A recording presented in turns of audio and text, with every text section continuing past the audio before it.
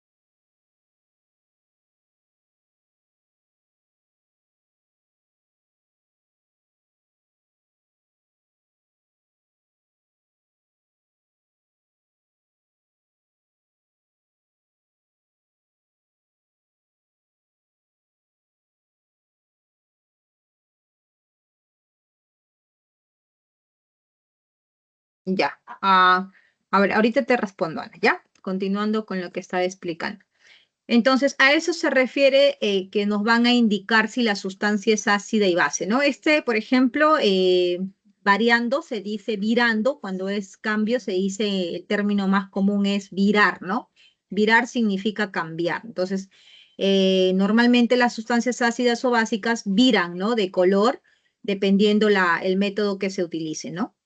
A eso se refiere entonces con respecto a que van a ser, se puede identificar, ¿no? Si es que es un ácido base mediante el método de indicador. Indicadores se dice a la técnica, ¿no? Que se utiliza. Hay, por ejemplo, también compuestos químicos, como por ejemplo la fenolftaleína, que también sirve para poder identificar ácidos y bases, ¿no? A eso se refiere, ¿ya? Eh, ¿Qué más tenemos por aquí?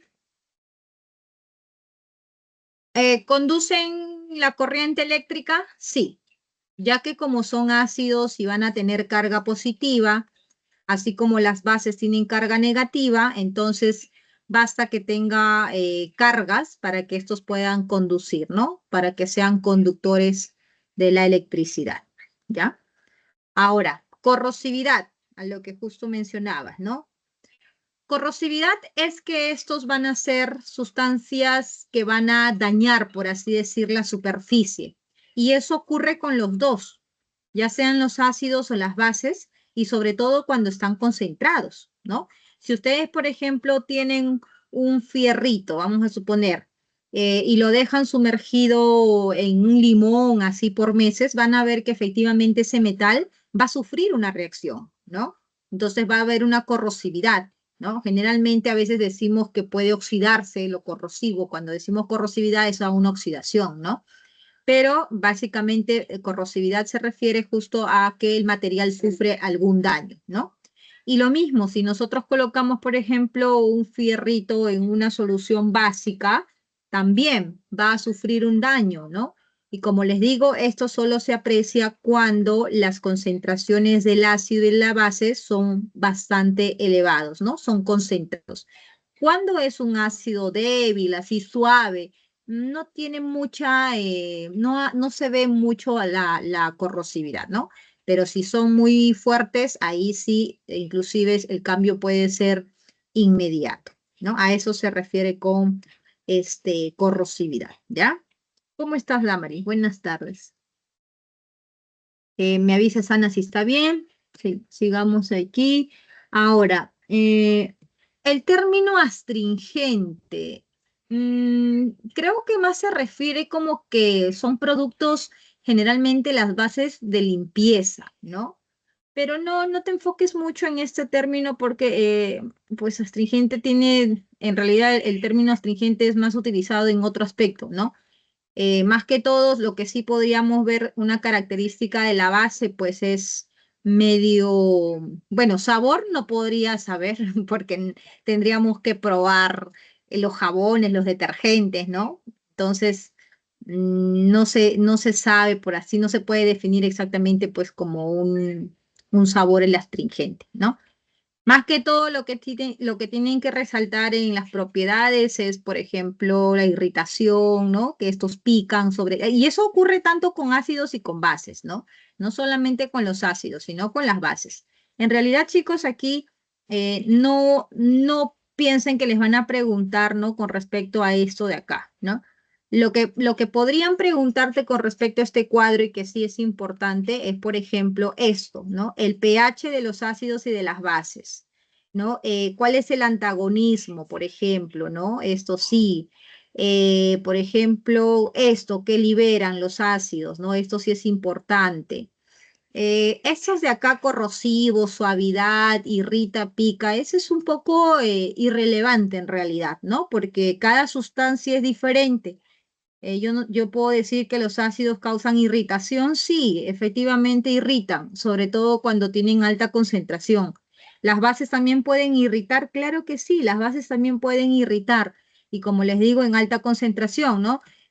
Pueden quemar, pueden picar. Y si ustedes quisieran comprobar, por ejemplo, en casa nada más, los básicos, como les decía, son las sustancias de productos de limpieza, jabón, detergente, este champú, ¿no? Entonces, si uno, por ejemplo, agarra el detergente, una gran cantidad en la mano y coloca y hace caer un poco de agua, ustedes van a sentir que empieza a quemar, ¿no? Ligeramente hay una liberación de calor. Entonces, imagínate si tú tuvieras por mucho tiempo remojado la mano o cuando lavan ropa, ustedes tienen mucho tiempo remojando ahí la mano, sienten ya su piel, ¿no? No está normal, ¿no? Entonces, eso ocurre tanto con los ácidos como los básicos, ¿no? Generalmente, Ana, los ácidos, las bases no causan picazón como en el caso de los ácidos, ¿no? Los ácidos sí es rápidamente uno percibe que cuando te cae un ácido te comienza como que más que picazón, yo podría decir ardor, ¿no? Es como un ardor que comienzas a sentir, ¿no? Entonces, es eso, ¿no? Eh, ¿Qué más tenemos por aquí? Eso es con respecto a la corrosividad, ¿no? Después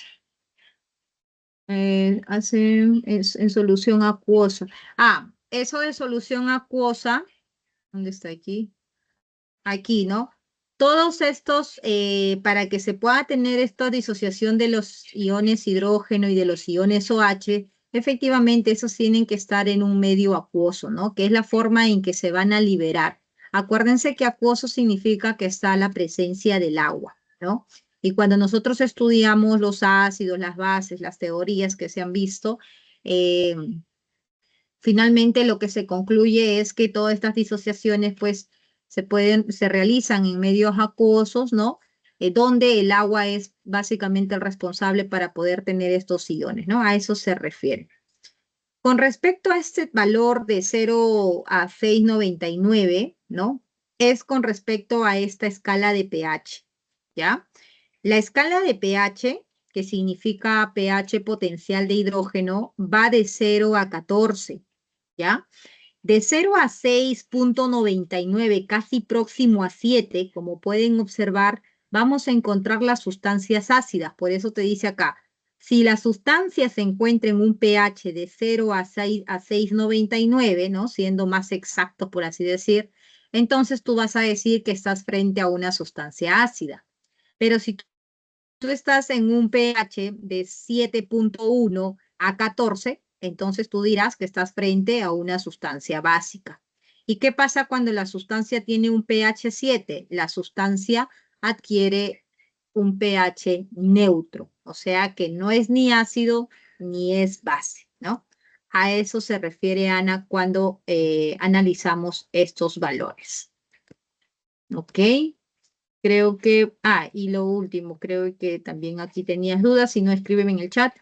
¿Y por qué dice que el antagonismo de los ácidos es neutralizar las bases y de las bases neutralizar los ácidos? Es porque los ácidos, ¿no? Aparte de que encontramos pues en varias sustancias, como ustedes pueden ver generalmente en los alimentos, ¿no?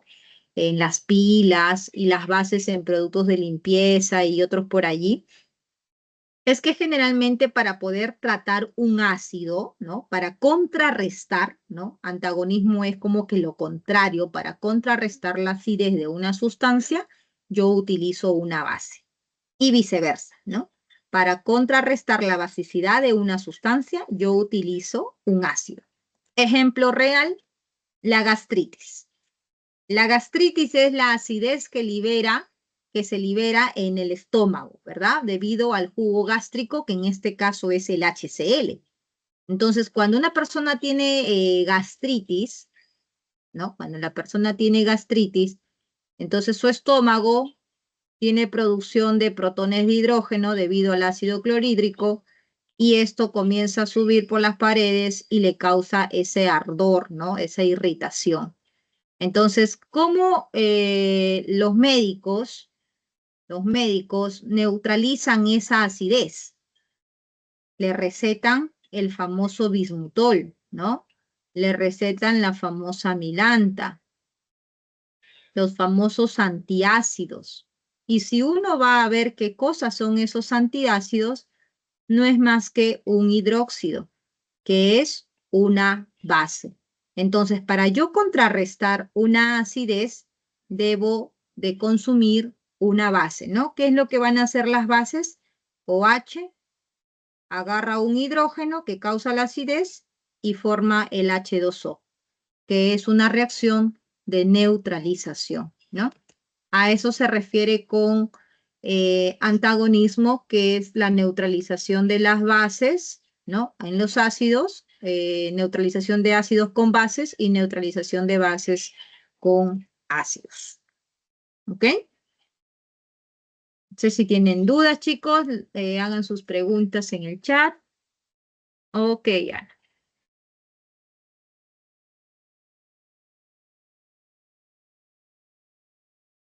Recién les voy a grabar la semana 11 y lo voy a subir a mi canal, todavía no lo he grabado. Esperemos que mañana posiblemente grabe y ya los estoy subiendo en la semana 11, ¿no? En esta semana más que todo es la primera parte de teoría, ¿no? Ácidos y bases, teoría, y en la última parte vienen a ser los cálculos, tener claro con respecto a los cálculos, ¿no? De pH. Ya, ahí en la semana 11, si no me equivoco, todavía no he visto los propuestos, pero me parece que hay algunos datos que están faltando. Entonces ahí al momento que hago la solución de todos los propuestos, ahí lo voy a subir todas las consideraciones que deben de tener en cuenta y los datos que se han omitido, pero que sí ustedes deberían de tenerlo como información para poder resolver los ejercicios. ¿Ya? Sobre todo la parte matemática, porque ustedes no tienen calculadora. Entonces, en el examen, ustedes, eso todo es rápido, ¿verdad? Cálculos. Y el caso de los logaritmos que no son sencillos, de diferentes de 10, entonces esos datos sí deberían de contar, ¿no? Y en algunos ejercicios no se les ha colocado, ¿ya? Entonces todo eso lo voy a colocar ahí al momento que hago la grabación y lo subo en el canal, ¿ya? Bien, estoy aquí. ¿Preguntas, dudas? Sí, sí hay corrección, Ana. Hay corrección. Sí, Cintia, un momentito. En la pregunta número, creo que por aquí lo apunté. En la pregunta número 7 hay corrección de considerar el volumen de la solución, dice 50 mililitros. Hay que tomar en cuenta que es 500 mililitros, ¿ok? Y la clave no va a ser la letra A, sino la clave va a ser la letra enano. Esa es. Tengo eso, Ana, porque solo he resuelto los ejercicios de clase. Todavía no he visto los propuestos. No podría decirte si en los propuestos hay correcciones. Dime, Cintia. Mis buenas tardes. Yo tenía duda acerca de el capítulo de electrólisis y de celdas galvánicas. ¿Ya? ¿Cuál es tu duda? Mi duda es, cuando vemos en la teoría nos hablan de la oxidación y la reducción, pero no sé si estoy bien o estoy mal. Cuando hacíamos lo de tabla periódica, se dio que los metales usualmente se tendían a oxidarse y los no metales a reducirse. Pero en este capítulo tengo que invertir eso, ¿cierto? No, en realidad tienes que ver el proceso. Aquí, en el caso de la celda, de las celdas, de los procesos electrolíticos, tienes que ver el proceso. Si es que es un proceso galvánico, si es un proceso electrolítico, ¿no? Claro que los metales se reducen, pero en este caso tú vas a tener en ambas semiceldas metales. Entonces no vas a decir los dos metales se oxidan, eso no sería correcto. Entonces hay un metal que se oxida más que otro. Y eso es lo que tienes que analizar en las celdas galvánicas, por ejemplo, con los potenciales. Y en el caso de las celdas electrolíticas, dependiendo la carga que vas a tener en la imagen, ¿no? Porque cuando son celdas electrolíticas, la carga ya es definida. ¿Quién es positivo, quién es negativo? Ya sabes que el negativo es el cátodo, ¿no? Y que el positivo es el ánodo. Entonces tú ya identificas quién es el que se oxida y quién es el que se reduce, ¿no? Entonces, básicamente depende del procedimiento, Cintia, si estás frente a un proceso galvánico o frente a un proceso electrolítico. Pero de que los metales se oxidan, claro, los metales se oxidan. Pero como te digo, hay metales que se oxidan más con mayor facilidad frente a otros, ¿no? Y eso es justamente lo que hacemos en electroquímica, identificar qué sustancia es la que se oxida y se reduce más rápido, ¿no? Por ejemplo, en el proceso electrolítico tengo el cloruro de sodio que está en estado líquido, no en estado acuoso. Ahí el que se reduciría vendría a ser el sodio, ¿cierto? A ver, en la electrólisis del cloruro de sodio, dices, ¿no? Solo sodio y cloruros, ¿no? Claro, Ajá. el que se reduce, sí, efectivamente. ¿En qué dices? ¿En el proceso eh, electrolítico? Ujú. Claro, se reduce el sodio, exacto, el sodio más uno se reduce a sodio cero, ¿no? Y el que se oxida, en este caso, es tu ion cloruro a tu cloro gaseoso. Y ahí a esa parte me refería, porque el sodio es un metal y usualmente tendría que oxidarse, pero ahí se reduce. No, porque esto, hija, no es un metal, el metal es este. Esto es Ya, un ion sodio, ya. claro. Los metales siempre están con su estado de oxidación cero, siempre. Entonces, si tú tienes un magnesio más 2, eso no es un metal, eso es un ion magnesio. El metal magnesio sería el magnesio cero. Por eso es que el metal se oxida formando magnesio más 2. El sodio se oxida formando sodio más 1. ¿Sí? Ya, Miss. Y en el caso del cloro, siempre lo voy a tener que trabajar como molecular, o sea, de dos átomos, ¿no? Porque él Sí, siempre que se oxida va a ser gaseoso. así es. No existe el cloro monoatómico, no existe. Existe el cloro diatómico. Ay, y eso va a ser siempre, ¿cierto, Miss? Siempre, siempre. Así como el oxígeno gaseoso, el nitrógeno gaseoso, el hidrógeno gaseoso, el cloro gaseoso. Ellos son diatómicos. Nunca vas a tener O solito o N solito, ¿no? No, no existen. Miss, y con referencia a la electrólisis del agua, cuando me hablen, o bueno, cuando se dé el caso, ¿no? Que se oxida o se reduce el agua, analizando, ahí también siempre voy a trabajar con dos moléculas de agua, porque casi en todos los ejercicios que he visto siempre es con dos, con Sí. dos. Es que Y lo que pasa es que con dos tú tienes balanceado tu reacción, ¿verdad? Tanto en la reducción como en la oxidación. Entonces, por eso es que siempre se trabaja generalmente con dos, ¿no? Ahora, así tú trabajes con uno o con dos, al final el número, lo que importa es el número de electrones que vas a tener en cada semireacción. Eso es importante porque acuérdate que en proceso electrolítico, el parámetro teta para cada semireacción es el número de electrones que se transfieren, ¿no? En la producción del hidrógeno y en la producción del oxígeno.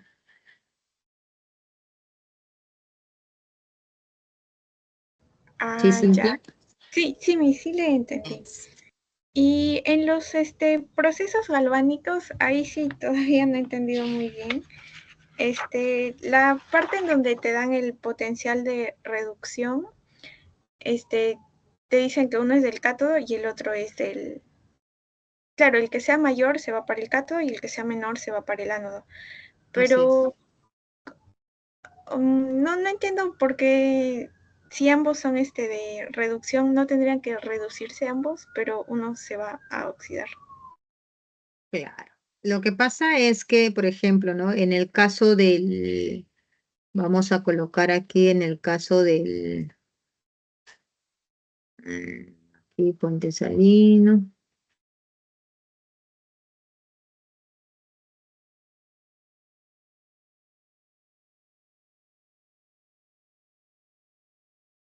Vamos a colocar cobre y el zinc, ¿ya? Sulfato de cobre y sulfato de zinc.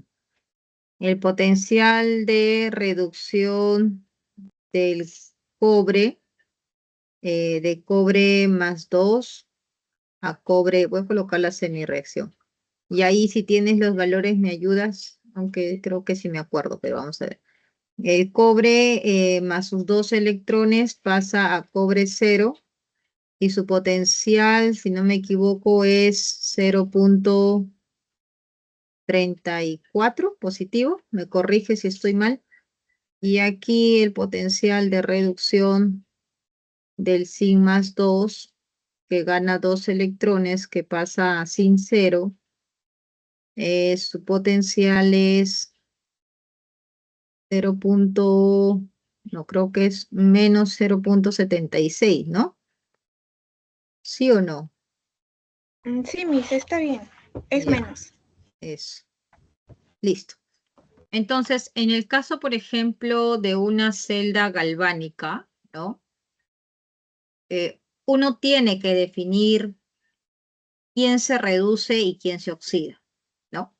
Entonces, efectivamente, te van a dar siempre los datos de potenciales de reducción, ¿no? Siempre te van a decir potencial de reducción de cobre, potencial de reducción, dependiendo de los metales que están participando en tus semiceldas. Ahora, tú tienes que saber que todos estos procesos son implicados las reacciones de tipo redox. Y las reacciones de tipo redox, siempre uno se tiene que oxidar y otro se tiene que reducir. No es posible que existan dos reducciones o dos oxidaciones, ¿ya? Entonces, siempre tiene que haber oxidación y reducción porque hay una ganancia y hay una pérdida de electrones. Entonces, justamente por esa razón es que tú necesitas esta información, porque tú vas a definir quién se reduce y quién es el que se oxida. La teoría dice que el que tiene mayor potencial de reducción es el que se va a reducir. En este caso, el 0,34. Entonces, el cobre más 2 gana sus 2 electrones para formar cobre 0 y su potencial estándar de reducción es más 0.34 voltios. Listo. Ahora, ¿qué eso va a ocurrir en el cátodo? ¿No? Ahora, en el ánodo, ¿qué va a ocurrir? En el ánodo va a ocurrir la oxidación. Y efectivamente esta reacción no es la que se va a llevar a cabo. Esto solo te permitió a ti identificar quién se oxida y quién se reduce, ¿no? Entonces, ¿qué es lo que va a ocurrir, qué es lo que va a ocurrir realmente en el ánodo? En el ánodo va a ocurrir que el zinc 0, que está aquí, pasa a zinc 2 más, porque ya sabemos que el que se reduce es el cobre. Por lo tanto, el que se tiene que oxidar es el zinc más sus 2 electrones, ¿no?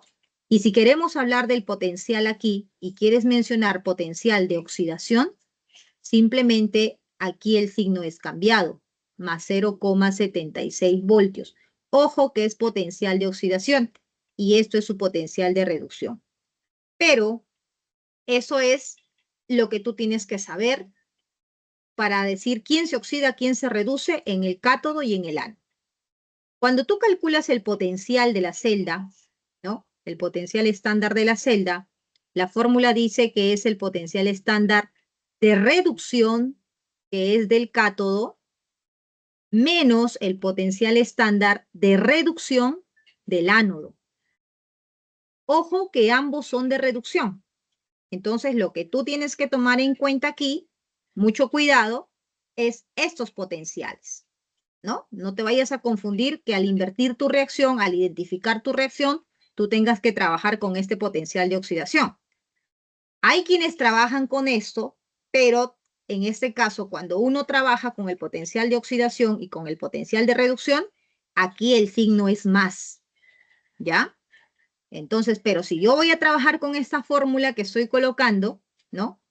Recuerda que eso es con los potenciales de reducción y tomando en cuenta el signo negativo. Entonces, aquí uno ve el potencial de reducción del cátodo. ¿Quién está en el cátodo? El cobre. Esto está en el cátodo. ¿Cuánto es el potencial de reducción? 0.34. Menos. ¿Cuánto es el potencial de reducción del ánodo? Porque este es el que está en el ánodo. Ya lo identifiqué. Es menos 0,76. Entonces aquí uno puede ver que el potencial de esta celda, que corresponde a la pila de Daniels, es 1.10, ¿no? Entonces, eso es lo que tú tienes que hacer. Para eso te dan los dos potenciales de reducción, para poder ver quién se oxida y quién se reduce, pero luego para que tú puedas tomar tus valores, tienes que tener claro con cuáles vas a trabajar. ¿Me entendiste, Cintia? Ah, sí, Miss. ¿Y podría ser utilizando el potencial de oxidación? Ah, la fórmula es la misma, solo que es positivo, ¿no? Potencial de la celda es igual al potencial de reducción del cátodo más el potencial de oxidación del ánodo. Entonces ahí simplemente colocas del cátodo 0.34 y del ánodo 0.76, ¿no? Y sale lo mismo 1.10. Pero para trabajar con eso tienes que tener claro, ¿no? Si es que estás trabajando con el de oxidación o si estás trabajando con reducción. Miss, entonces para una reacción general para encontrar sus potenciales de reducción, si me dan el de oxidación, yo tengo que cambiarlo de signo, ¿cierto? Nunca te dan el de oxidación, hija. Ah, ¿no? No, por eso trabajamos solo con potencial de reducción.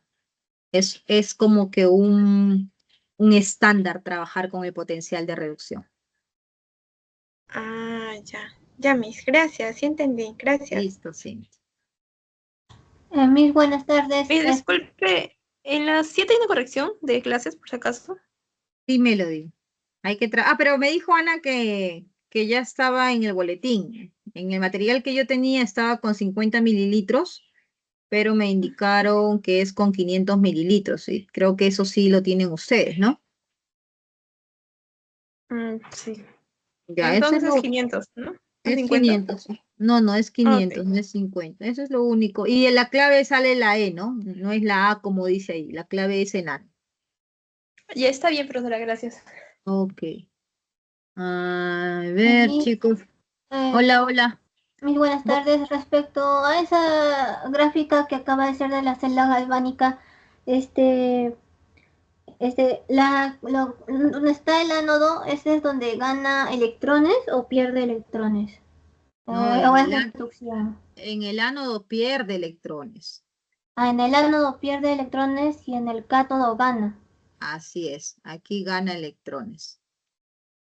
Y los electrones también, igual que la electrólisis, va de Del ánodo ánodo al a cátodo, cátodo, así es. igual que la electrólisis.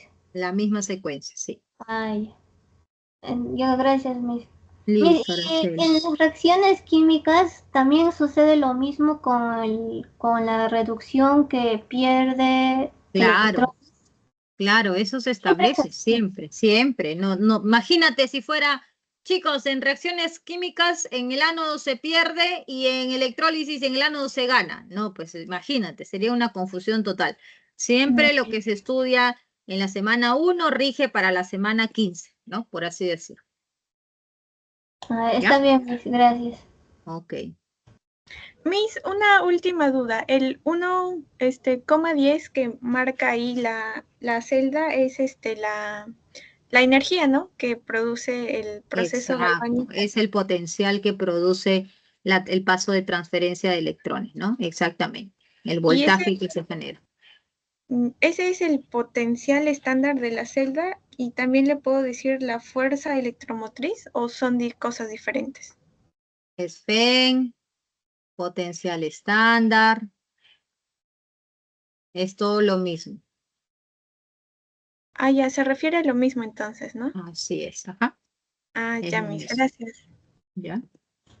Miss, disculpe, una última, por favor. Dime, Este, Araceli. los metales perderían electrones entonces, o ganarían. Por eso, justo como le comentaba a tu compañera, ¿no?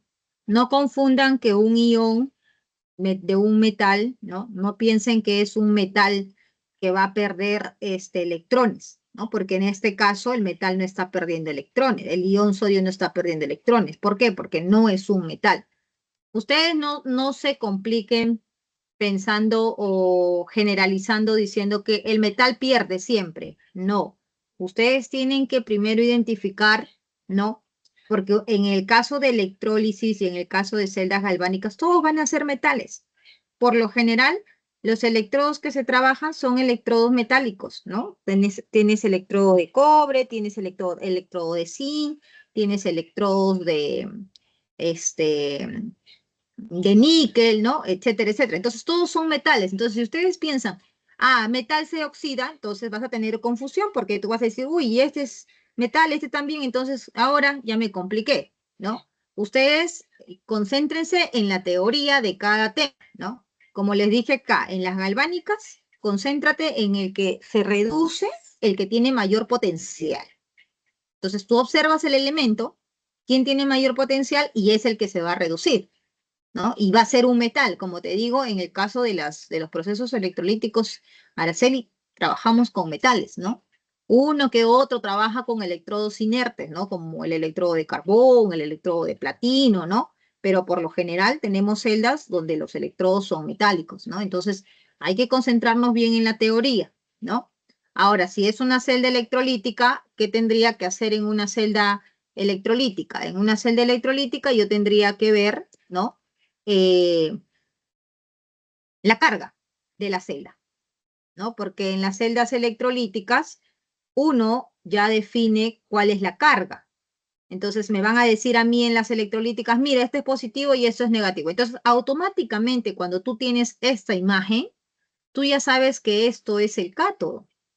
Automáticamente, por teoría, sabemos que el cátodo en la electrólisis o en el proceso electrolítico es negativo y que el ánodo en el proceso electrolítico es positivo.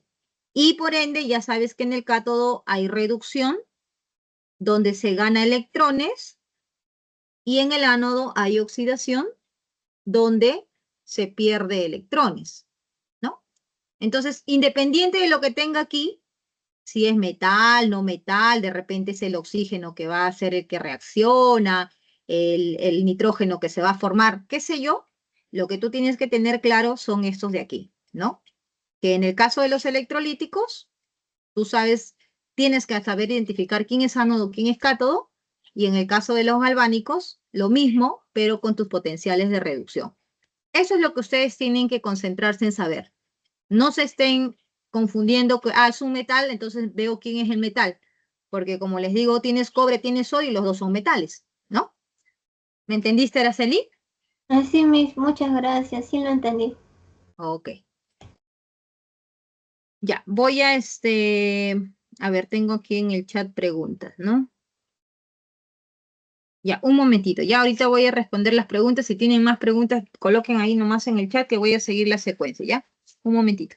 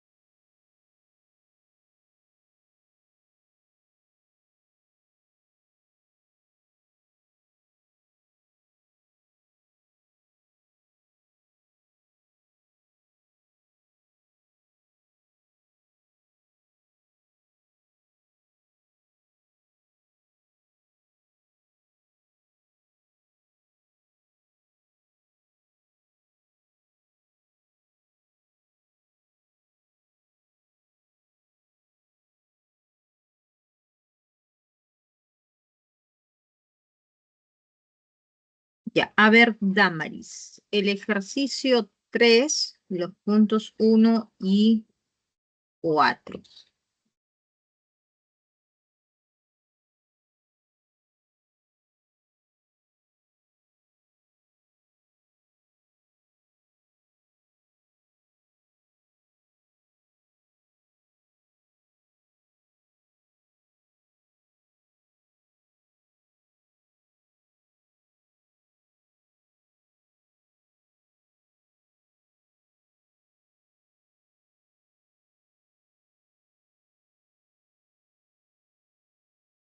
A ver, el punto 1.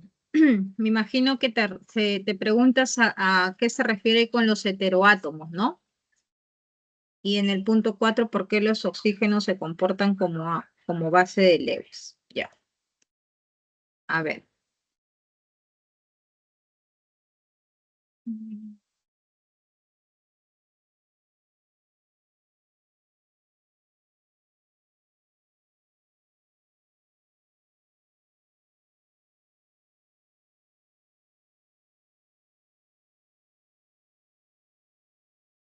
Ya. A ver. Ana, tu pregunta es concreta. En realidad, aquí toca conocerlos, ¿no? No hay forma de que de una manera, o sea, que uno pueda deducir con un compuesto nuevo que vea si funciona como anfótero o no. En realidad son muy pocas las sustancias que son como anfóteros, ¿no? Y toca conocerlos. Es más que todo ahí un poco de memoria. A ver, ¿por qué decimos que la sulfamida en este compuesto, ¿no? Trabaja como, no va a borrar, trabaja o tiene 3 heteroátomos. Este compuesto, que es orgánico, como pueden ver aquí, los compuestos orgánicos se caracterizan porque en su composición está el elemento de carbono y el hidrógeno, ¿cierto? Entonces, para nosotros decir que esta sustancia tiene 3 heteroátomos, vamos a considerar a todos los elementos que sean diferentes del carbono y del hidrógeno, ya que estos son básicos o bases, por así decir, de toda sustancia orgánica. Entonces, tomando en cuenta ello, fuera del carbono y del hidrógeno, nosotros tenemos nitrógeno, tenemos azufre y tenemos oxígeno. A eso se estaría refiriendo que tiene 3 heteroátomos, ¿no? Y eso sería correcto. Con respecto a que sea una base débil, recuerda que los bases fuertes, ¿no? Son bases que tienen generalmente el grupo OH. Los compuestos orgánicos, que en su estructura tienen al elemento del carbono, tanto en los ácidos como en las bases, van a ser débiles, ¿ok? Entonces, si yo veo un compuesto orgánico, ya sea ácido o básico, acuérdate que es débil. No tenemos ácidos orgánicos o bases orgánicas que sean fuertes, ¿no? Todos los ácidos orgánicos y las bases orgánicas son débiles. Entonces, en este caso, es una base débil, ¿no? Por eso decimos que es correcto.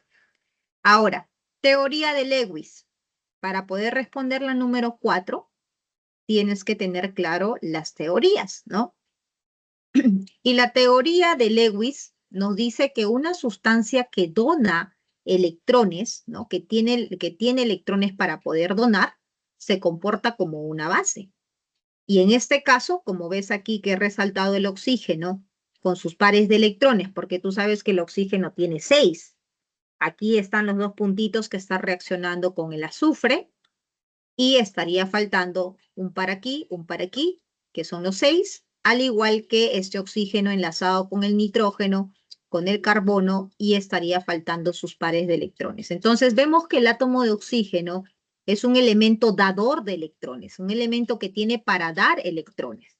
Y de acuerdo a la teoría de Lewis, esas sustancias se conocen como bases, ¿no? Entonces el oxígeno se comporta como una base de Lewis, eso sería verdadero, ¿ya? Correcto. Muy bien, Damaris. A ver, Araceli, ¿cuál es la diferencia entre difusión y efusión? Ya, eso lo explicamos en la semana de gases, pero te voy a explicar otra vez, ¿ya? La diferencia básicamente es... Ok, Damaris, con gusto. La diferencia básicamente, acá voy a ver si es que encuentro una imagen. Efusión y difusión. No, anda a la cocina y bota ahí con él. Despacio.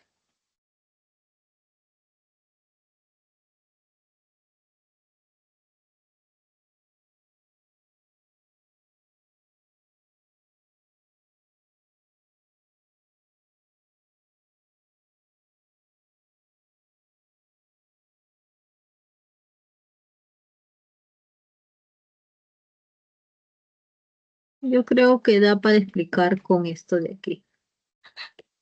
Ya. ¿Qué has comido, pues? Papitas y a la carne. Ya. A ver, mira aquí.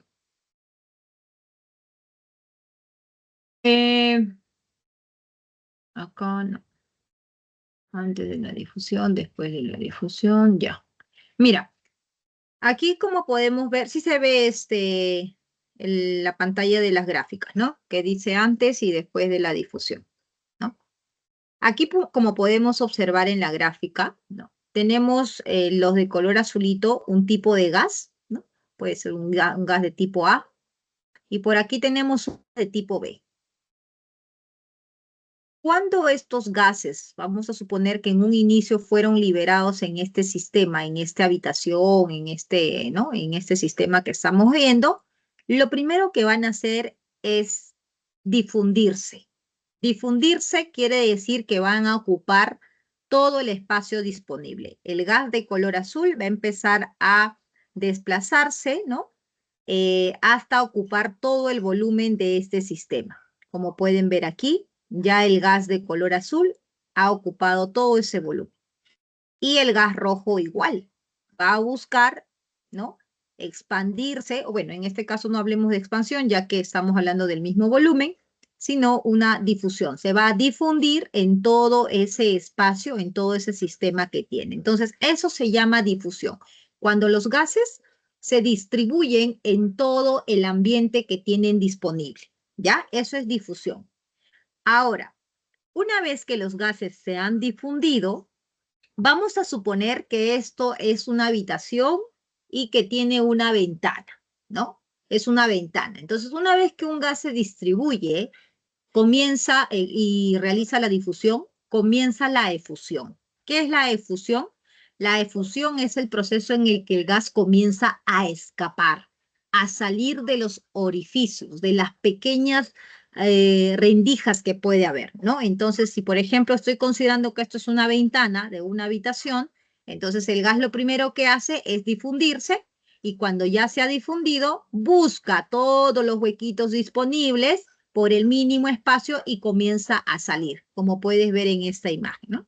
Comienza a salir, comienza a escaparse y eso es lo que llamamos eh, efusión, ¿no?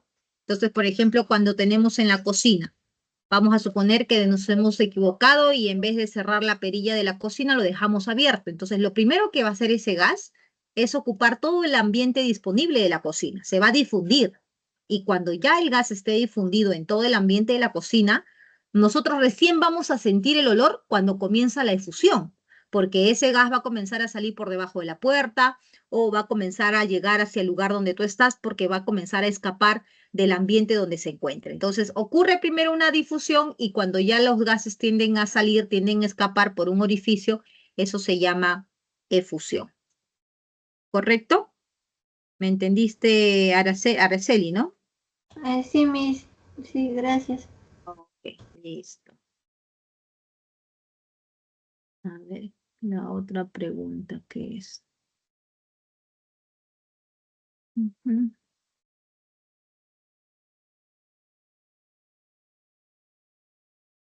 A ver, voy a copiar tu pregunta, ¿ya?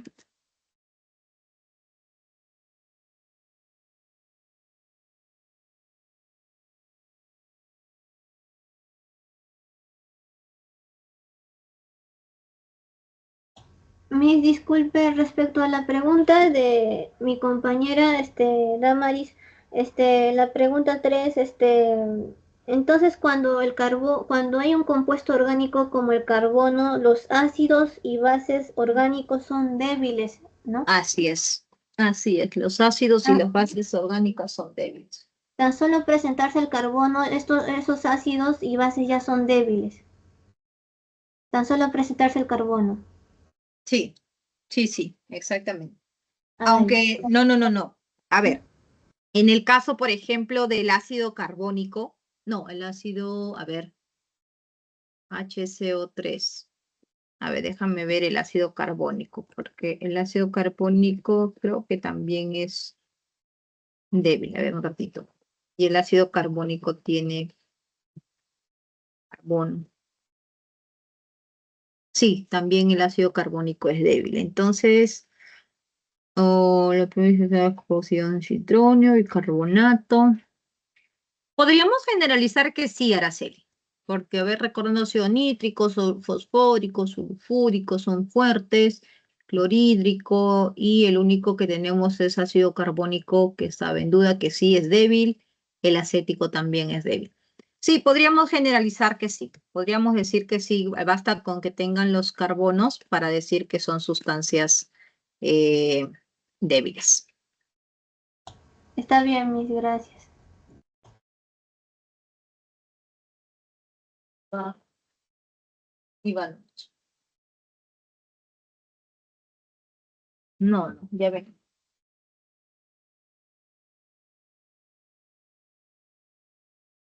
Ya tengo la razón. ¿Ya?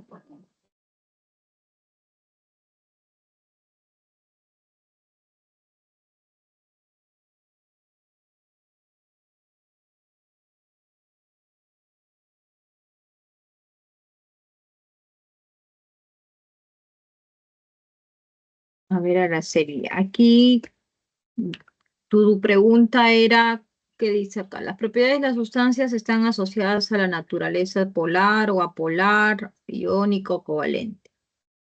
La sustancia presenta la mayor tensión superficial y el mayor punto de ebullición. Ya. ¿Cuál es tu duda aquí, Araceli?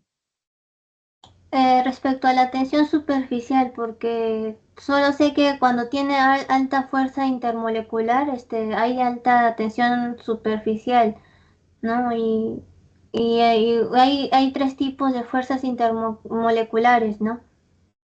Ya, ajá. Y el agua tendría alta tensión superficial como el FON, el FON, el flúor, el oxígeno y el nitrógeno, pero se presenta el carbono y el carbono disminuiría eso, la tensión superficial. ¿Te refieres a este primer compuesto? Ajá, y al glicerol porque se presenta más carbonos. Bueno, en realidad, hija, los carbonos no tienen nada que ver acá, ¿ya? Acá lo que tú tienes que recordar es el grupo OH. Cuando tú veas el grupo OH, estos son enlaces de FON, como mencionaste. Y al ser enlaces de FON, estos tienen fuerzas intermoleculares. Tú sabes que tienen todas las fuerzas, ¿verdad? Tiene London, tiene dipolo-dipolo, pero la fuerza que predomina es la fuerza de puente de hidrógeno, ¿verdad? Y sabes que Sí. esta fuerza de puente de hidrógeno es la que tiene mayor fuerza frente a London y a dipolo-dipolo. Entonces, estos puentes de hidrógeno que son debidos a este enlace OH es lo que le va a dar esa mayor fuerza intermolecular a ese glicerol. En el caso aquí de esta sustancia, el tetracloruro de carbono es un compuesto, mira la estructura. Esta es su forma del tetracloruro de carbono. Entonces, ¿esto es apolar o polar? Apolar, Así es, molécula polar. exacto. Y por lo tanto, la única fuerza intermolecular que tiene es de London. London. Ujú. Entonces, no tiene nada que ver los carbonos aquí. Acá los que están definiendo que tiene mayor fuerza intermolecular son los enlaces de tipo OH, ¿no? Ahora dirás, profesora, aquí también tiene OH. Claro, efectivamente el isopropanol también va a tener London, dipolo-dipolo y puente de hidrógeno, pero habría que comparar dónde hay más OHs. El glicerol tiene más, por ende, mayor fuerza intermolecular va a ser en el glicerol, ¿no?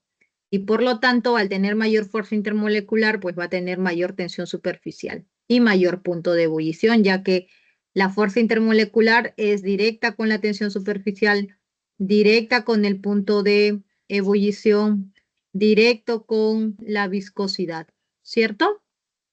Y solo es inverso con la presión de vapor. La ¿Claro, respuesta Araceli? sería glicerol, entonces, no tendría que ver el carbono que se presenta. No, aquí es por los grupos OH. Ahí está bien, y respecto al punto de ebullición y la presión de vapor, siempre me confunde, no entiendo mucho la diferencia. ¿Me podría explicar, por favor? Claro.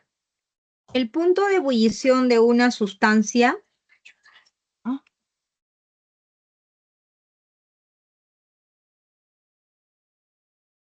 de esto, ¿no?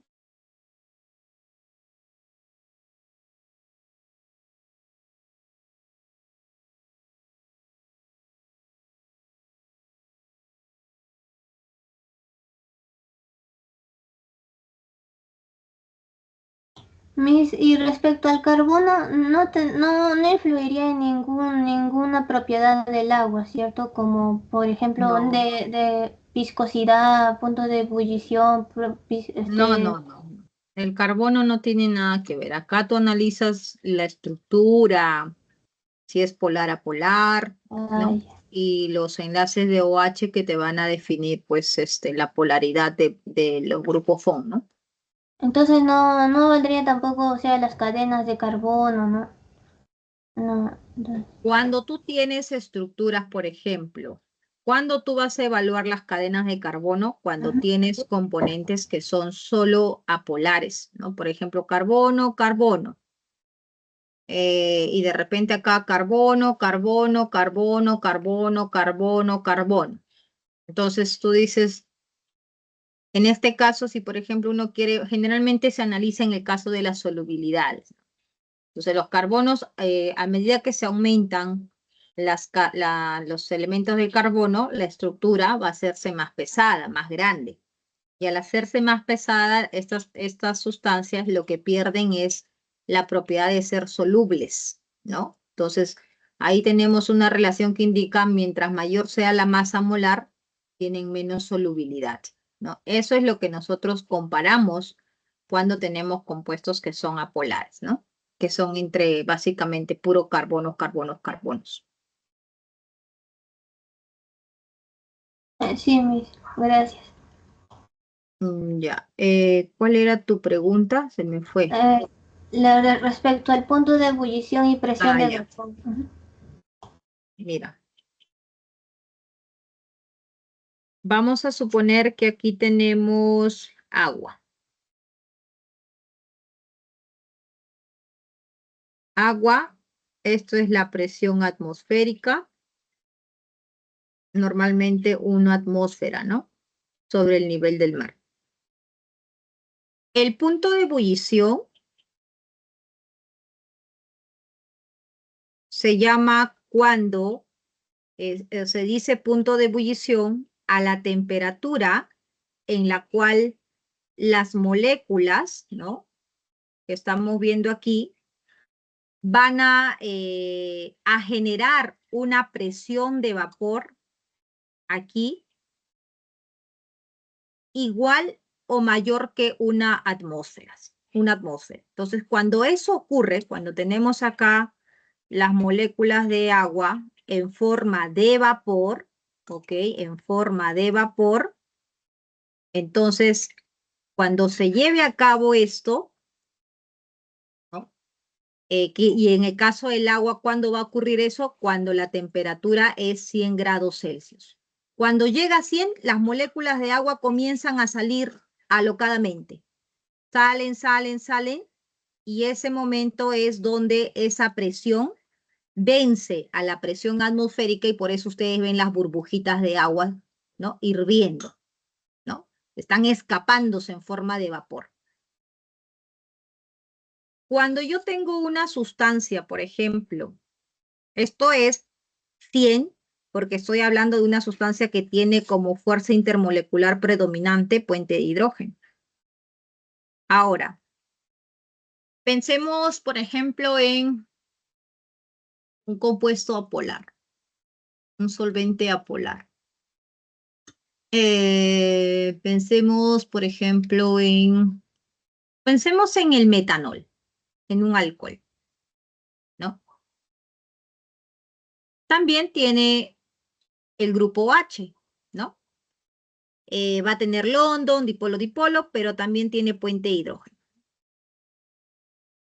Entonces, en el caso del metanol, si no me equivoco, su temperatura de ebullición más o menos es 85, 89, ¿no? Aprox, no recuerdo bien.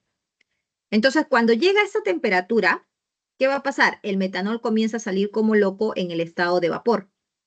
Comienzan a salir varios vapores generando una presión de vapor y que esa presión va a superar a la presión atmosférica, que es una atmósfera. Entonces, el vapor, el metanol, comienza a irse en forma de vapor, ¿no? Entonces, ¿cuándo ocurre esto? Cuando la temperatura es 89. Ahora, ¿por qué, profesor, el agua 100 y el metanol 89? Ah, porque la fuerza intermolecular del puente del agua, como tiene dos OHs, es mayor que la fuerza intermolecular del puente de hidrógeno, que es el metanol. Entonces, como su fuerza intermolecular del agua es mayor frente a la del metanol, por ende, su punto de ebullición, que es justo la temperatura en la cual estos vencen a esa presión externa, ¿no? Es 89. Y en el caso del agua, por ser una molécula con mayor fuerza intermolecular, necesito más energía. Entonces, esto es el punto de ebullición, ¿no? Donde nosotros vencemos o la sustancia vence a la presión externa y a la temperatura que la vence, eso es punto de ebullición de esa sustancia. Y está claro que en una sustancia apolar, ¿no? En una sustancia polar donde solo hay londo, tal vez su temperatura de ebullición sea, no sé, 50 grados Celsius. La acetona, por ejemplo, ¿no? Entonces, puede ser 50, 60, entonces a esa temperatura ya se vence a esa presión atmosférica y ellos comienzan a salir en forma de vapor porque son más débiles, ¿no? Eso es el punto de ebullición. Y como puedes ver, ese punto de ebullición, que está pues relacionado con esa temperatura, se va a dar cuando esa presión de vapor del sistema vence a esa presión externa. Ahora, a mayor fuerza intermolecular, entonces mayor temperatura de ebullición. Pero ¿qué ocurre con la presión de vapor? La presión de vapor es lo contrario, porque en este caso, cuando nosotros, por ejemplo, empezamos aquí a 100 grados Celsius, esta molécula de agua que tiene una fuerza intermolecular puente hidrógeno es fuerte. Entonces, no va a ser fácil que estas moléculas vayan al estado de vapor. Requiere mayor energía, mayor temperatura comparada con los otros compuestos o comparada con las del hondo. Entonces, esta fuerza intermolecular, que es bastante elevada, ¿no? Tiene una alta fuerza intermolecular,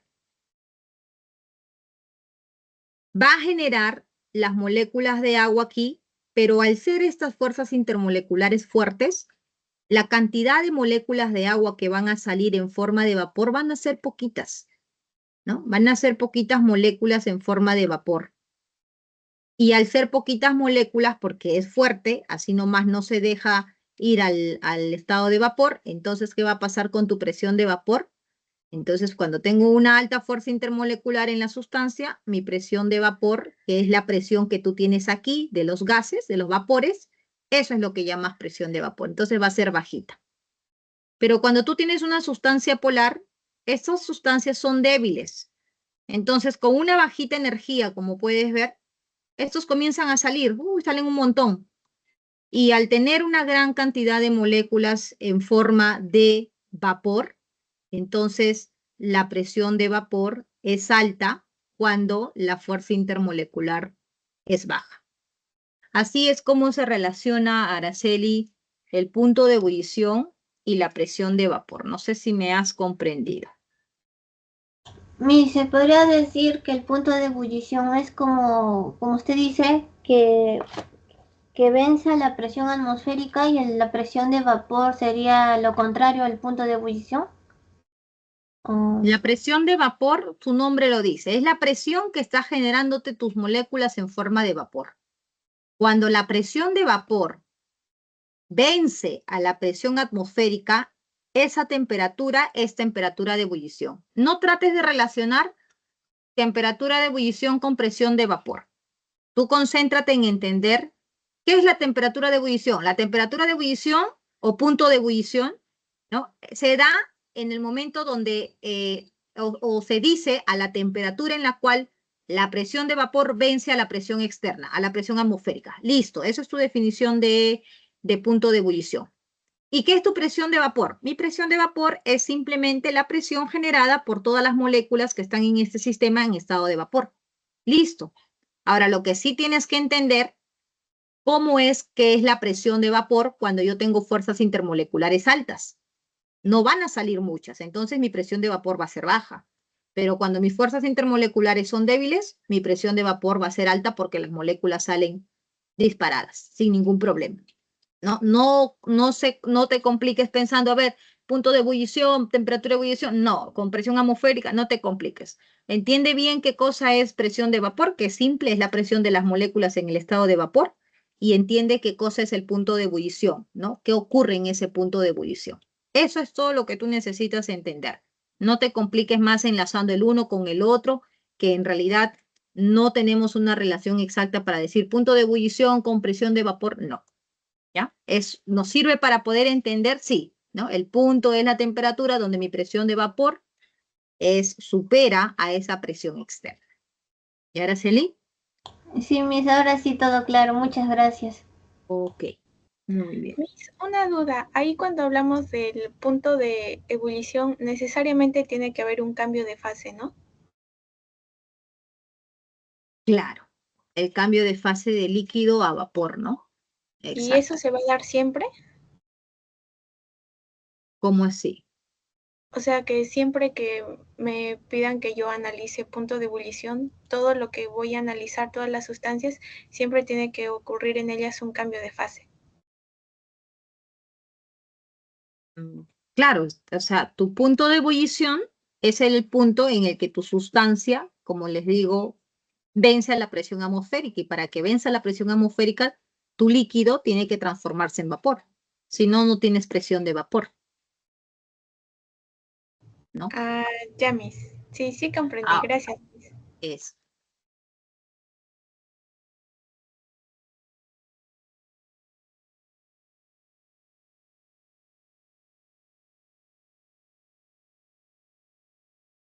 Ya, Ana, ya te respondí de los anfóteros. A ver aquí, sí, ya.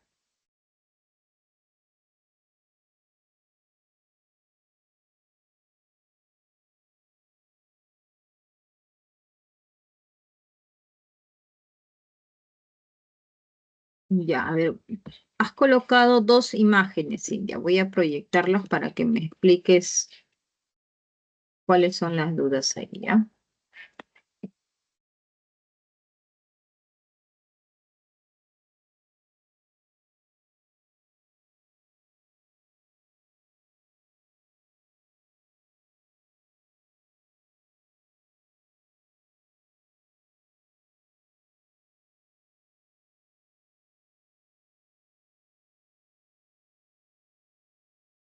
A mí, en las 7, mi duda es en la parte donde me dice la masa, claro, sí, la masa del cátodo, ahí en el cátodo se va a reducir el agua, esa parte sí entiendo y me va a producir hidrógeno gaseoso. Pero aunque el hidrógeno sea gaseoso, ¿está bien que yo considere su masa en gramos también? Claro, los gases pesan, hija. Y al momento de relacionarlo con las masas, o sea, igual los tengo que hallar en gramos. Que te están pidiendo masa, una mol de hidrógeno pesa 2 gramos, ¿cierto? Ah, ajá, sí. Es, los gases tienen masa, ¿no? Y es la masa que nosotros observamos. Ah, ya, o sea, aunque esté en estado gaseoso, igual sigue cumpliendo lo de su masa molar y todas esas cosas, ¿no? Claro, por eso acá colocamos, por ejemplo, ¿no? La masa del cátodo. En el cátodo que tenemos hidrógeno, se refiere a los 4 gramos de hidrógeno, ¿no? Ajá, sí. Eso, Ah, ya. Ahí esa era mi duda, nada más, Miss. ya.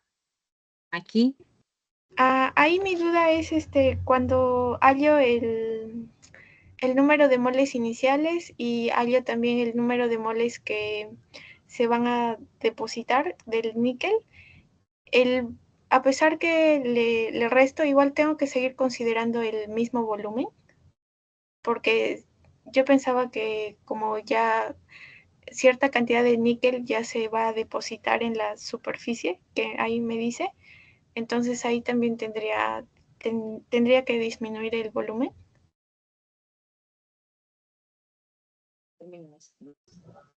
a ver, ¿te refieres a este volumen de 1 litro de la solución? Ajá, sí. Es la pregunta. Acá determinen la concentración final de dicha solución. Esto que es una solución de cloruro de níquel. 0.1 mol de níquel es lo que calculas. Entonces, lo que queda es 0.4 moles sobre una. Ya.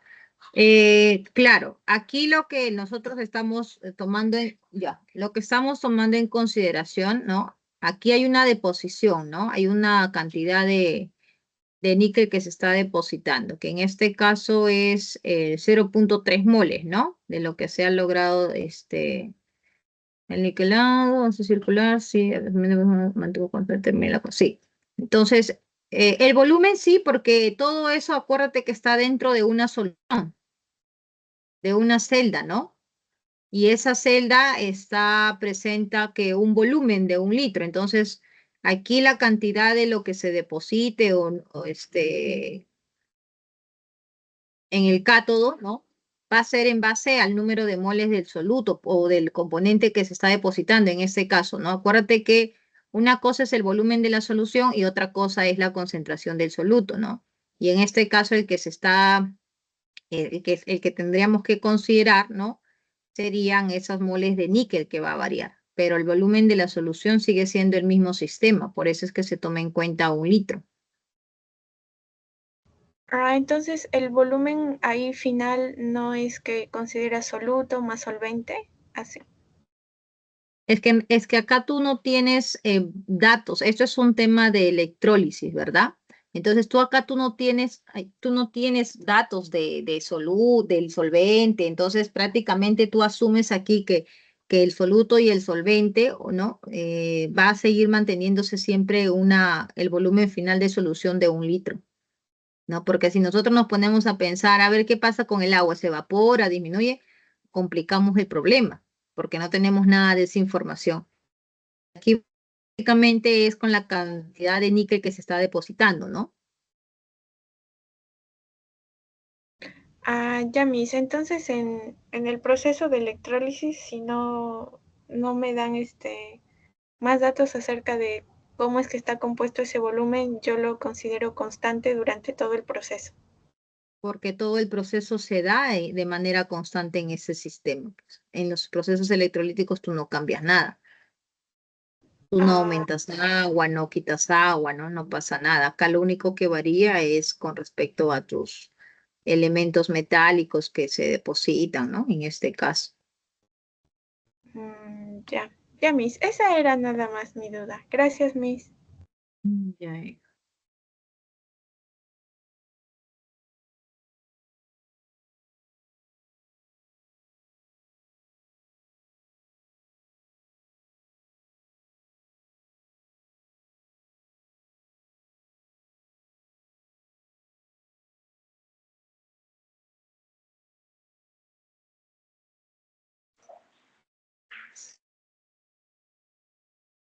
A ver, Melody, estoy copiando tus preguntas.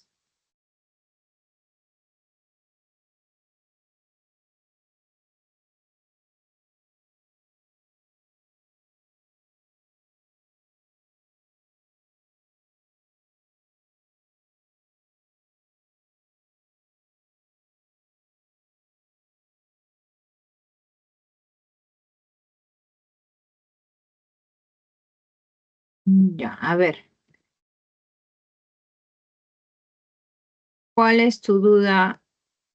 Profesora, buenas tardes. Está en la ¿Cómo otra está? foto, está el problema y esas son como que las claves, las alternativas que podría ser. Ajá. Ya, ¿cuál es tu duda aquí? Sobre la 1 y la 4, la A y la D, que tenía dudas, no sabía cuál eran esas dos. La A Y la y la D. D. Ujú. En cada electrodo se libera un equivalente gramo del gas respectivo. ¿Has calculado cuánto se libera? O sea, puse ahí, como puede ver, un mol que va con 2 Faraday y luego como te dice que hay un Faraday, puse como 0,5 mol en el ánodo y en el otro que sabe el agua, igual también me salió 0,5 mol. A ver, espérate. ¿Cuál es tu reacción acá? Este es acuoso. Esta es tu reacción del cátodo. Ujú. Sí, ahí está. Y esta es tu reacción del ánodo. Ya. Entonces tú tienes aquí, dice, para la reacción química en una celda electrolítica se utiliza la corriente eléctrica de una fuente externa a un Faraday en una solución acuosa que contiene cloruro de sodio. Ya. Entonces, para el cloruro, ya muy bien, acá lo has calculado. Esto es 2 Faraday, un Faraday 0,5. Y aquí tienes 2 electrones, 2 Faraday, una mol, ajá. Un Faraday 0.5. Ya, muy bien. ¿Cuál es la pregunta? En cada electrodo se libera un equivalente gramo del gas respectivo. No, pues aquí tú estás calculando. En cada lado tú no tienes un equivalente gramo, tienes 0.5 y tienes 0.5. Tendrías un Es que, o sea, equivalente, ¿cuándo sería tendría- entonces? ¿0,5? claro, tú tendrías un equivalente si fueran 2 Faradays, ¿no? Ujú. Claro, pero tú, como la condición del problema es un Faraday, tienes 0.5 equivalentes gramos en ambos lados, en ambos casos. Es que vi eso en el escenario de una, bueno, por ahí lo busqué y decían que era la A, por eso es que tenía duda. ¿Qué te dice la A? ¿Que Eso la A de es un lo equivalente gramo. correcto? Ujú. ¿Y la D está bien o no?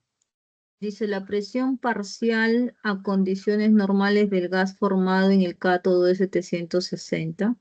A ver, ya. Entonces, como tienes el número, ¿calculaste las presiones? No. Ya, pues entonces tienes que calcular aquí la presión.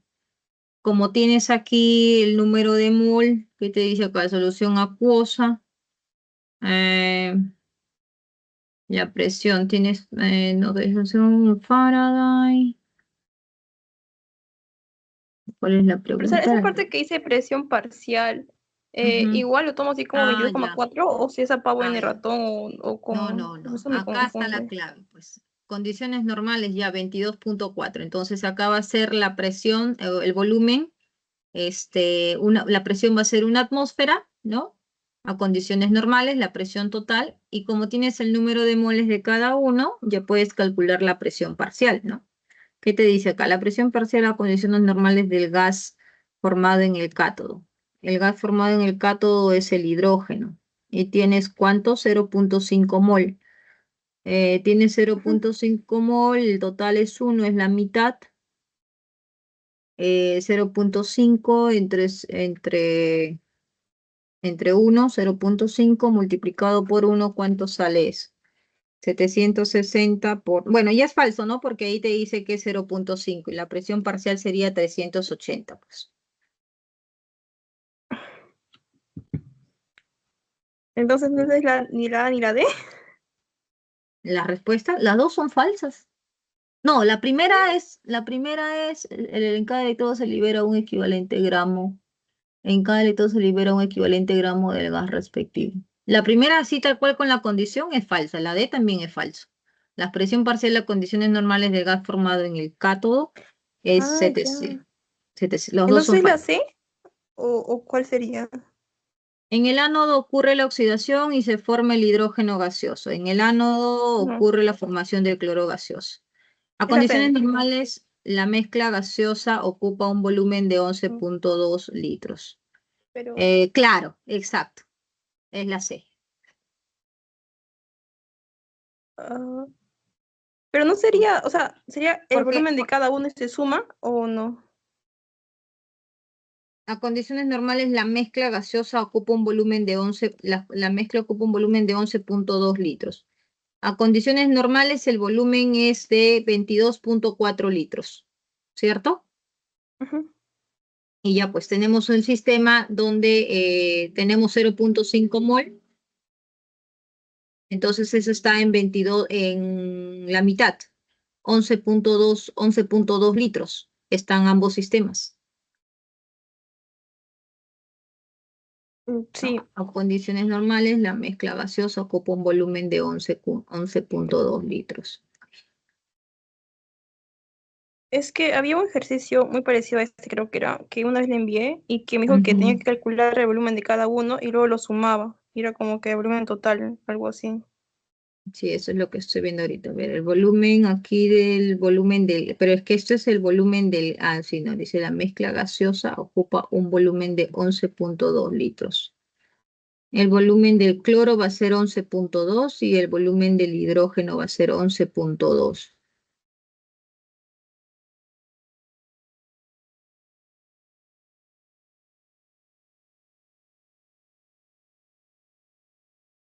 El detalle es, ¿sabes cuál es ¿sabes cuál es el detalle de que cuando nosotros hemos analizado esa pregunta que tú dices era un sistema gaseoso, que es muy diferente? Esto no es un sistema gaseoso, esto es un sistema acuoso. Y lo que se está liberando aquí es un volumen de 11.2 en el caso del cloro, y el volumen del hidrógeno también es un volumen de 11.2. ¿No? Entonces, ese volumen no, esto es un sistema abierto. No sé si me dejo entender. En el caso que tú mencionas del otro ejercicio que te dije que hay que sumar las presiones parciales, ¿no? O los volúmenes parciales, es cuando nosotros tenemos un sistema gaseoso, ¿no? Entonces, en un sistema gaseoso sí se cumple la ley de Dalton, ¿no? La ley de Amagat, donde la suma de las presiones parciales me da la presión total y la suma de los volúmenes parciales me da el volumen total.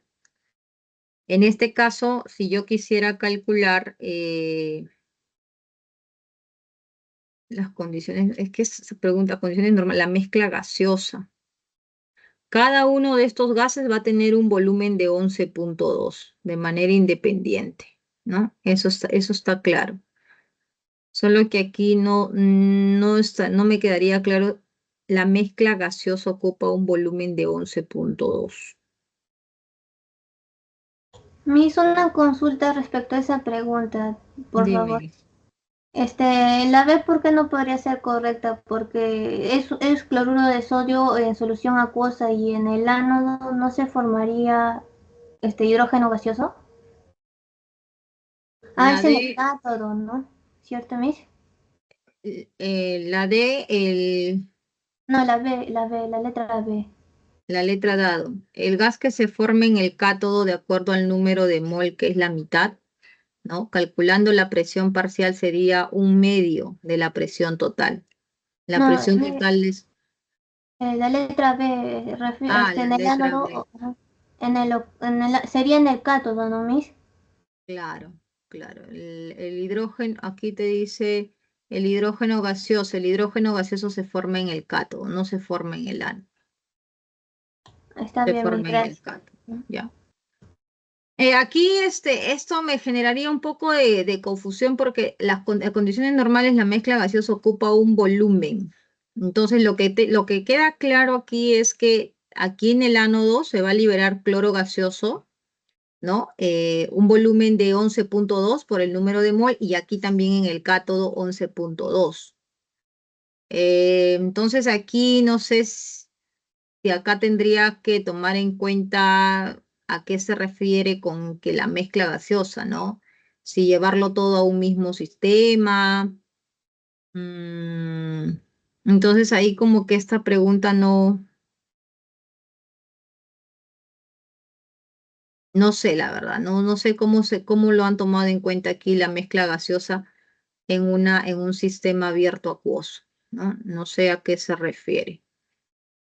Normalmente cuando hablamos de mezcla, no, o a no ser que acá pues te pidieron que especificar los gases. Ahora, si consideramos los gases almacenados en un recipiente, si fuéramos los dos gases que se liberan en un recipiente, sería igual 11.2, ¿no?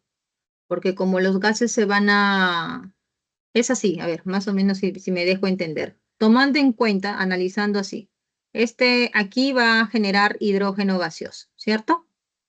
Aquí va a generar cloro gaseoso.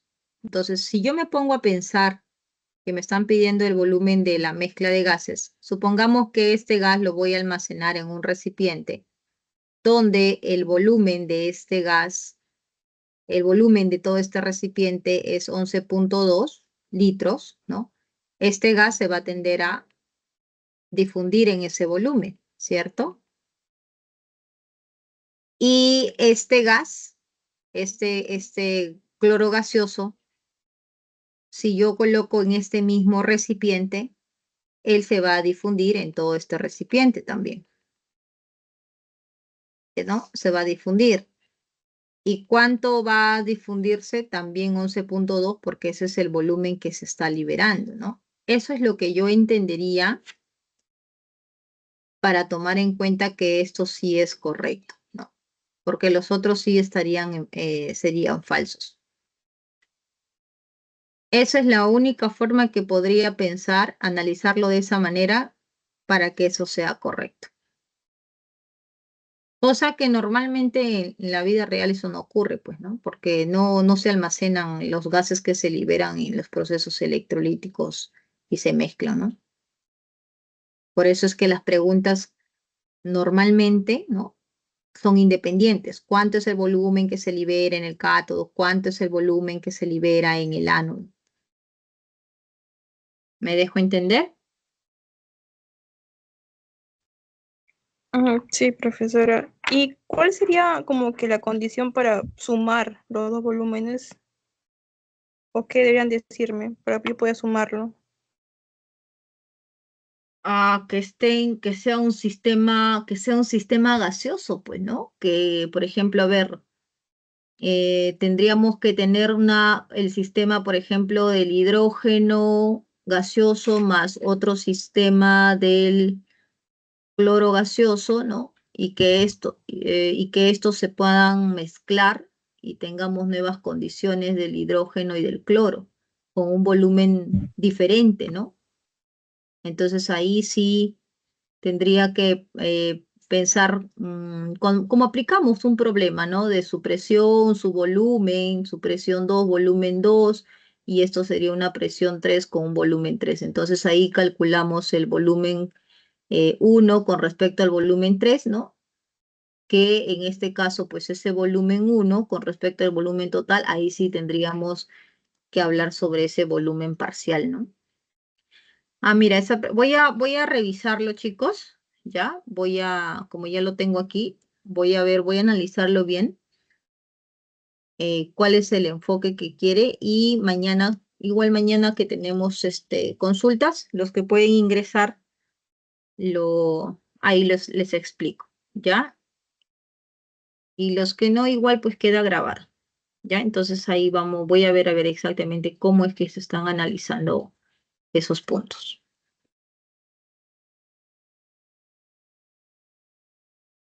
A ver.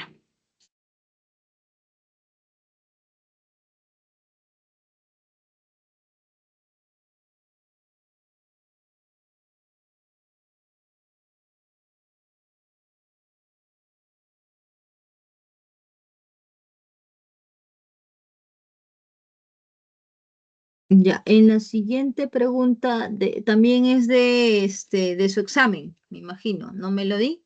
No, ese no, ese ya es otra. Espera Es un tantito. examen, pero no es de este examen que hemos dado. Ya, voy a copiarlo.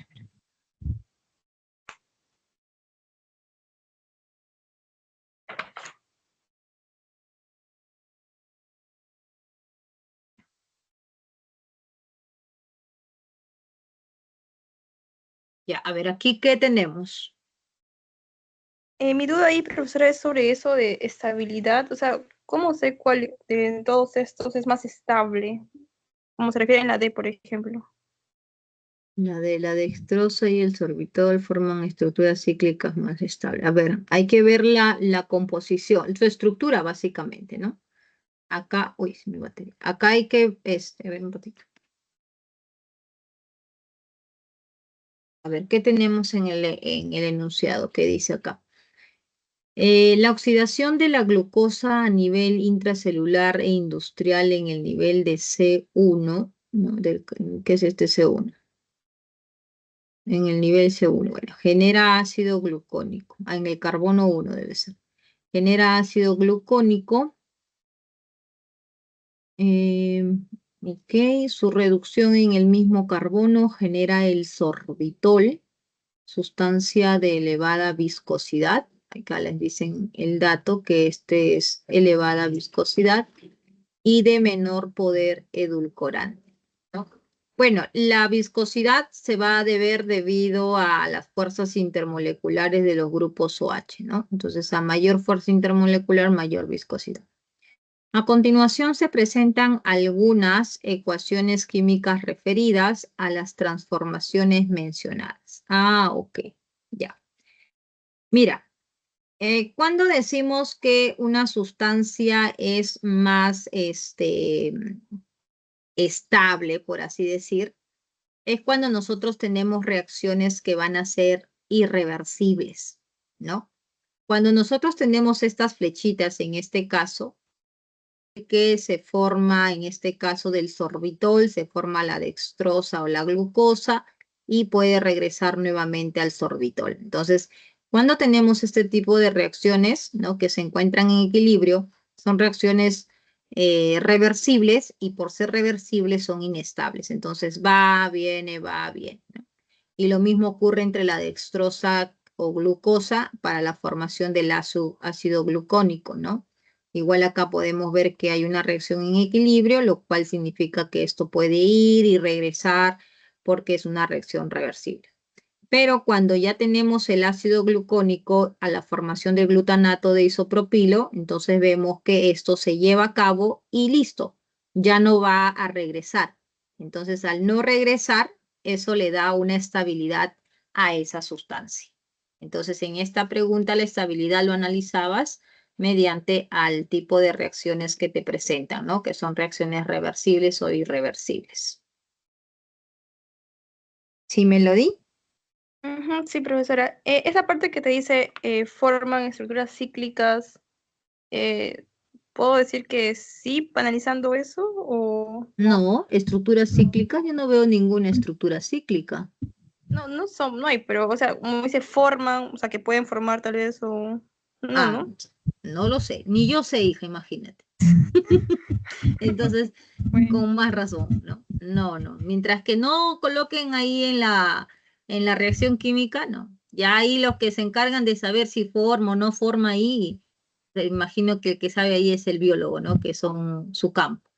Pero yo ni siquiera sé si se formará un cerrado, un abierto, ¿no? Mientras que no me pongan ahí la gráfica de las reacciones químicas o bioquímicas, no deducimos nada. ¿Ok? profesora, para formar un éter, ¿tiene que tener algo de alcohol o fenol o no, no? No necesariamente, ¿no? No necesariamente. En el caso de la formación del éter, pues nosotros tenemos, esto es un éter, ¿no? Esto es un éter. Entonces, si nosotros pensamos en un compuesto, puede ser, por ejemplo, un OH, ¿no?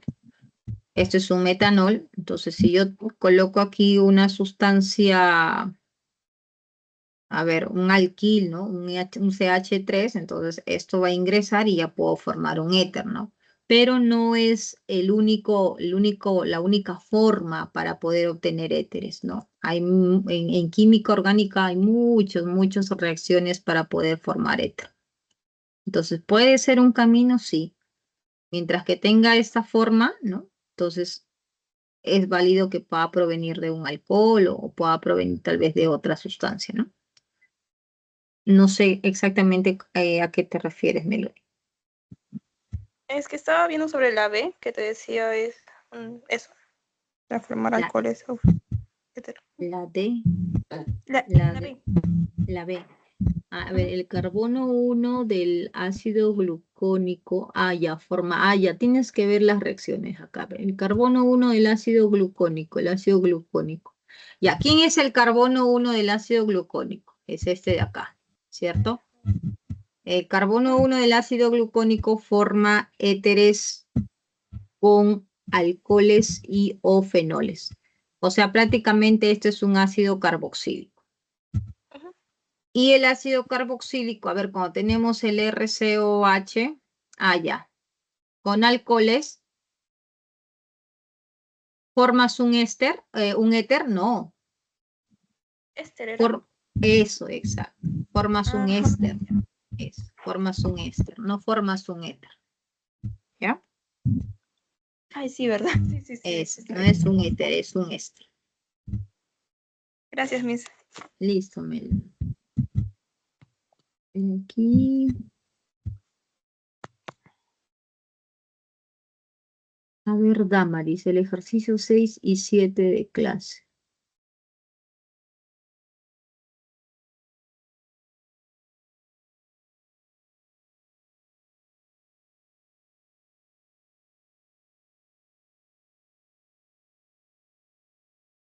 Sí, Ana, en este caso es la única forma de poder relacionar estabilidad, ¿no? Si a nosotros en el enunciado no nos hablan nada de estabilidad, entonces la única forma de asociarlo es con las reacciones reversibles, ¿no? Por las flechas. Entonces, las reacciones reversibles, como indiqué, pues indican a productos, regreso a reactantes. Voy a productos, regreso a reactantes. Y eso, de alguna otra manera, es en una reacción química inestable, ¿no? Pero cuando ya se forma un producto concreto y ya no puedes volver, entonces ya es una sustancia estable, ¿no? Eso es lo que pasa, es lo que podemos asociar con respecto a esta pregunta. A ver, vamos a compartir el otro documento.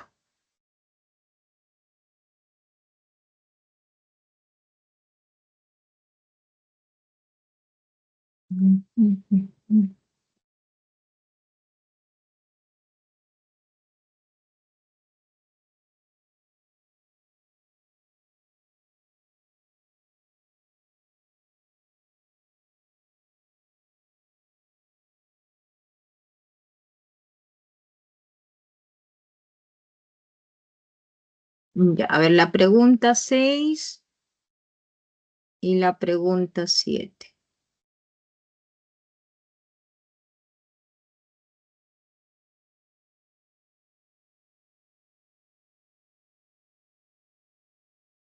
Voy a abrir mejor otro documento ya, porque ahí está todo garabateado que he explicado en clase. Lo que pasa es que en clase también les explico así a la volada porque no alcanza el tiempo. Y eso que hago los resúmenes de clase y trato de que me alcance el tiempo para los ejercicios, pero no se puede. Entonces ya les doy una explicación a la volada, a la velocidad de la luz, para que puedan intentar resolver y ya después les digo que que vean el canal, ¿no? Para que puedan ver la solución completa y con mayor detalle en las explicaciones. A ver. Por eso es que está así todo feo, todo garabateado. Aquí, semana 11.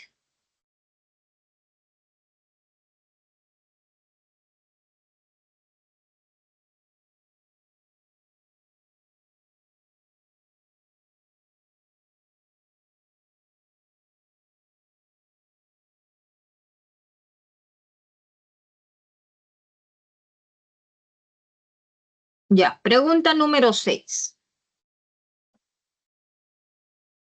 En la pregunta 6, lo primero que debemos de entender es que hay que tomar en cuenta la determinación del pH. Si bien es cierto, el pH es menos logaritmo de la concentración de hidrógeno, pero para este ejercicio ya te están diciendo cómo calcular el pH para este ácido orgánico, ¿no? Te dice que se tiene 500 mililitros de ácido acético y de concentración de 10 a la menos 2, ¿no? Entonces aquí tenemos inicialmente la concentración, tenemos el ácido acético, nos dan la concentración que es 10 a la menos 2 molar en un volumen de 500 mililitros. Y luego dice que se adiciona 500 mililitros. Entonces recuerden que cuando se adiciona, ¿no?, agua, esto corresponde a un proceso de dilución. Entonces nosotros vamos a tener una nueva concentración y un volumen que son 500 más 500, 1000 mililitros, ¿no? Muy bien. Primero nos dicen, determine el pH de la primera solución antes de la mezcla. O sea, nos están preguntando el pH de esta solución 1, antes de agregar los 500 mililitros de agua. Y como ya sabemos, el pH se calcula como un medio de pKa, donde pKa te dan de dato, ahí está, más un medio del logaritmo de la concentración del ácido. ¿Cuánto es la concentración? 10 a la menos 2. Ahí está. Esto por teoría ya se saben, ¿verdad? Logaritmo de 10 a la menos 2, ese menos 2, teoría del sombrerito, del logaritmo, viene acá menos logaritmo de 10 y todos ustedes saben que esto es en base 10 y que el logaritmo de 10 en base 10 eso es 1. Entonces prácticamente todo esto es 2, ¿no? Y como es menos, entonces va a ser menos 2 por 1/2 menos 1, ¿no? Entonces ya esto se reduce a una ecuación sencilla donde efectivamente el pH es 1.38, ¿ya? Si tienen preguntas, me avisan, ¿ah? En el enunciado 2 te piden determinar, después de añadir el agua, determina la nueva concentración del ácido, ¿no? Entonces aquí nosotros vamos a aplicar molaridad 1 por volumen 1 igual a molaridad 2 por volumen 2. Molaridad 1, 10 a la menos 1, perdón, 10 a la menos 2, aquí está. El volumen inicial, 500 mililitros. Si quieres, trabájalo en litros, da lo mismo porque vas a igualar. Si colocas volumen en mililitros, en ambos colocas mililitros, considera mililitros.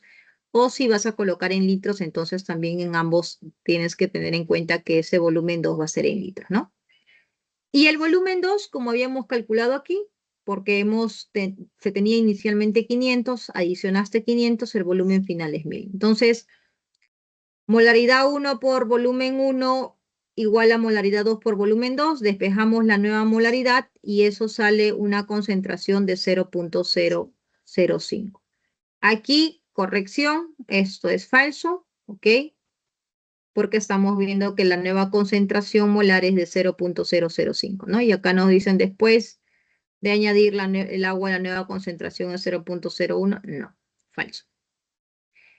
Y luego dice en el enunciado 3, el pH o el pOH de la solución final es 12.77. Tienes que recordar que el pH más el pOH suman 14, ¿verdad? Entonces, lo primero que tienes que hacer es calcular el pH. Pero no vayas a calcular con pH igual a menos logaritmo de la concentración, ¿verdad? Porque eso en este ejercicio, a ver, las 6 de propuestos. Esta pregunta no. A ver, aclárenme por favor. Ah, sí, también Damaris pidió las 6 y 7 de clase, ¿no? Ya, sí, está bien. Ya. Les decía que no vayan a aplicar pH es igual a menos logaritmo de la concentración de hidrógeno porque, vuelvo a repetir, hay que basarnos en la ecuación que ya nos están indicando cómo determinar el pH. Aplicamos entonces, el pH es igual a 1/2 de pKa, aquí está el dato pKa, 4.76, más 1/2 del logaritmo de la concentración. Ahora, la nueva concentración de esta solución 2 ya lo hemos calculado, 0.005.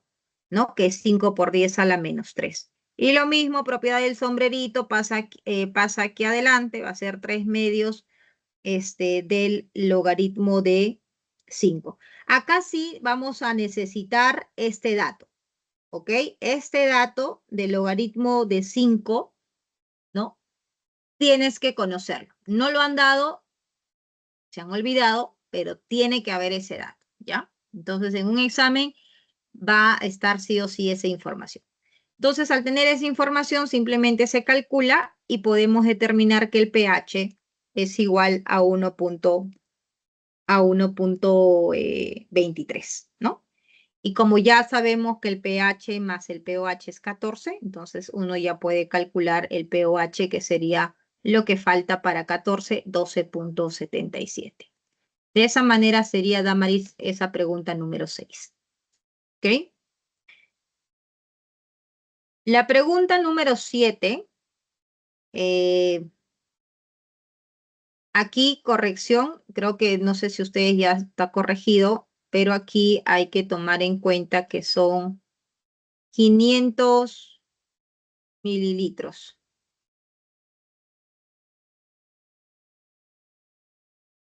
¿Ya? Aquí por favor tomen en cuenta que son 500 mililitros. Estamos hablando del ácido sulfúrico, de concentración molar igual a 2. Dice así, marque la alternativa que contiene el volumen de hidróxido de calcio, ¿ok? Esto es un ácido y la idea de este ejercicio es neutralizarlo con una base. Para el primer caso te pide con el hidróxido de calcio. ¿Con cuánto de volumen? Sabiendo que su concentración normal es de 0.25. Nos piden cuánto es ese volumen. Tenemos un volumen de 500 mililitros del ácido sulfúrico con una concentración molar de 2. Pero si tú conoces la concentración molar de 2 y sabes que el parámetro teta del ácido sulfúrico es 2, tú puedes saber que la normalidad es 4, ¿verdad? ¿Qué aplicas?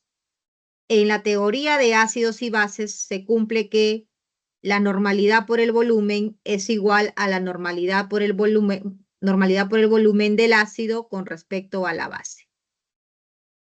Y tenemos todo. Del ácido el volumen es 500 mililitros. La normalidad aquí es 4 para el ácido. El volumen de la base es lo que queremos saber.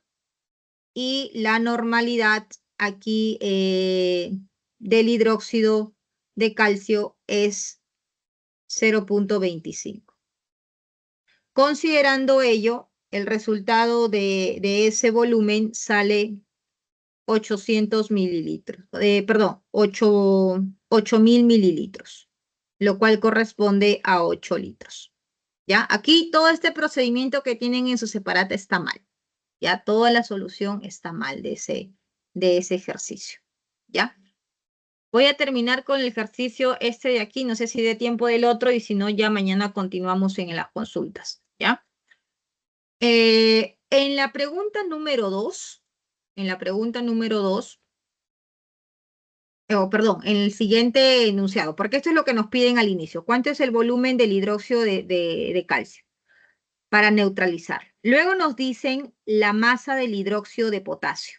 Entonces, el mismo ácido, pero neutralizarlo con el hidróxido de potasio. La masa. Cuando a mí me piden masa, entonces tienes que recordar que esta normalidad por volumen, ¿no? Es igual a normalidad por volumen, lo voy a aplicar cuando tengo las dos sustancias acuosas, las dos sustancias en el estado líquido. Pero cuando uno de ellos es líquido, como en este caso está el ácido, y el otro me están preguntando la masa, también se cumple lo siguiente, chicos.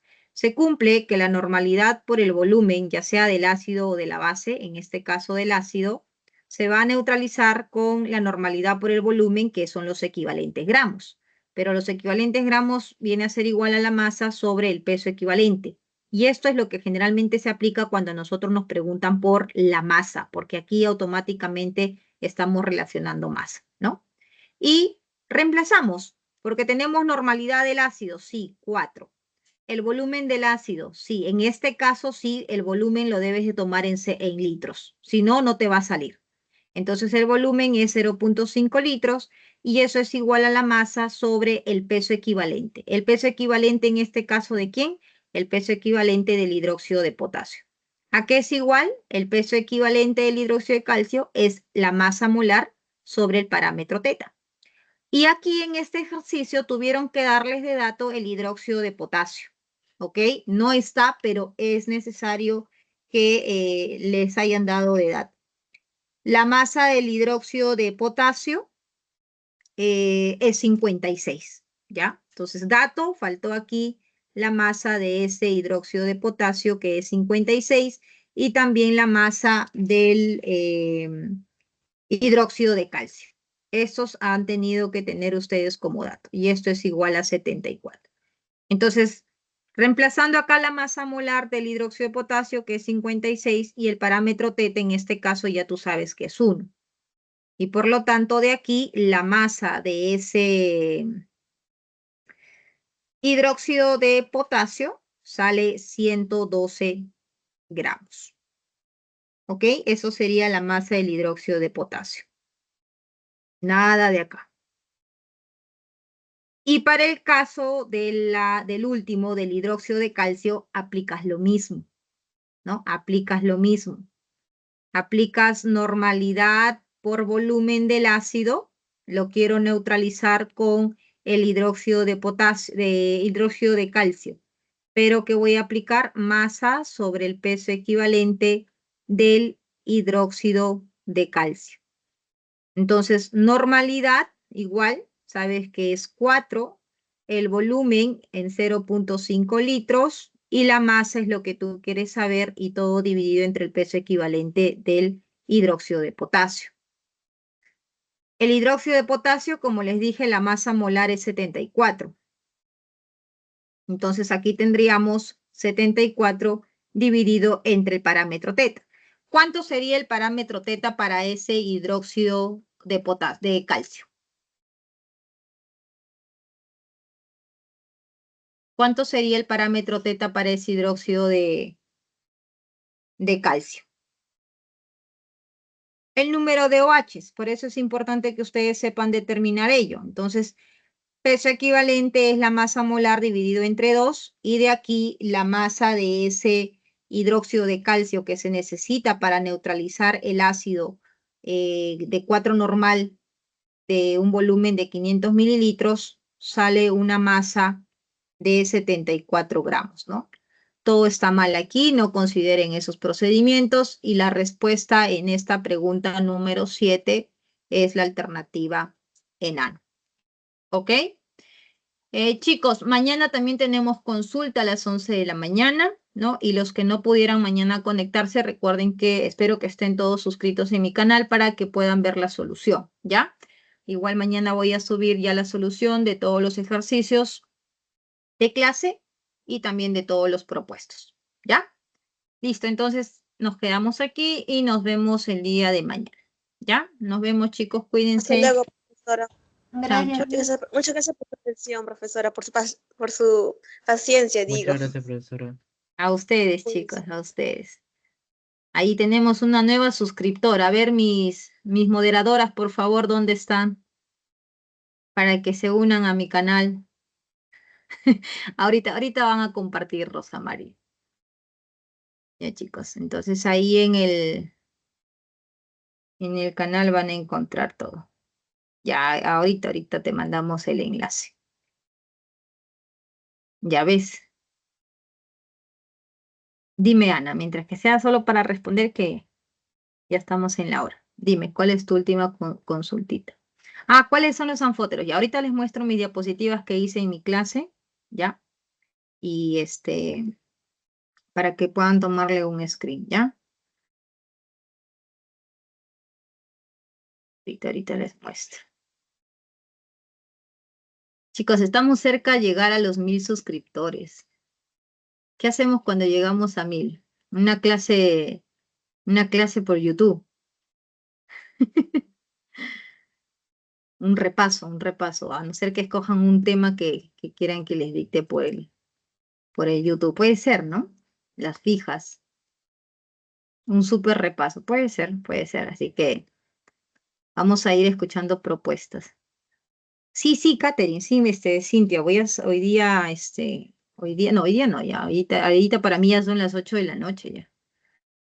Mañana con más calma. Voy, hoy, ¿dónde están mis PPTs? Ah, mañana con más calma los grabo y ya lo voy a subir, ¿ya?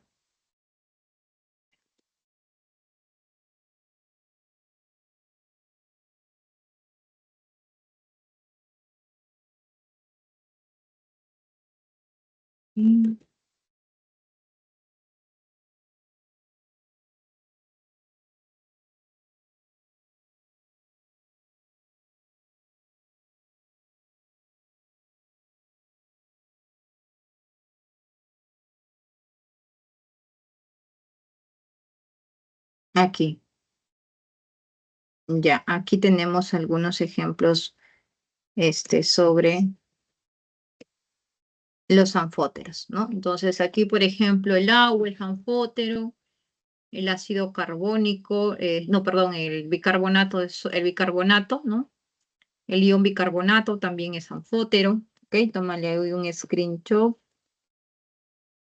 Y por aquí, ¿qué más tenemos? Y algunas otras sustancias que también tienen el comportamiento anfótero, ¿ya? Entonces, por aquí como que algunas reacciones como el óxido de plomo, ¿no? Que son componentes que van a estar en una reacción reversible, ¿no? Van a comportarse de esa manera. Básicamente son ellos, ¿no? Que son sustancias que se van a comportar o hay que reconocerlos. Los más típicos, Ana, te preguntan del agua, te preguntan de este ion carbonato, ¿no? Perdón, del ion bicarbonato, ¿no? Son los más típicos, tanto que suelen confundirse a veces que en vez del ion bicarbonato, ¿no? Como en la pregunta, creo, 2, si no me equivoco, de clase, preguntan si cuál de las sustancias no es un anfótero, ¿no? Entonces colocan ahí al carbonato porque muchos se confunden. El ion bicarbonato y el ion carbonato. El ion carbonato siempre es base, siempre es básico esto de acá, ¿ya? El anfótero es este ion, el ion bicarbonato, ¿ya? Eso sería básicamente, Ana, de las sustancias que puedan trabajar de manera como ácido y como base, ¿ya? Listo, un abrazo chicos, cuídense mucho. Listo, Rosita, nueva suscriptora. No se olviden compartir. Ahí cuando estamos cerca de llegar a los 1000, vamos pensando qué hacemos. A ver, una clase en vivo, un repaso. Así que está en sus manos. Las fijas, ya. Ustedes dirán, ustedes piden nada más. Listo, chicos, cuídense mucho. Nos vemos. Chao, chao.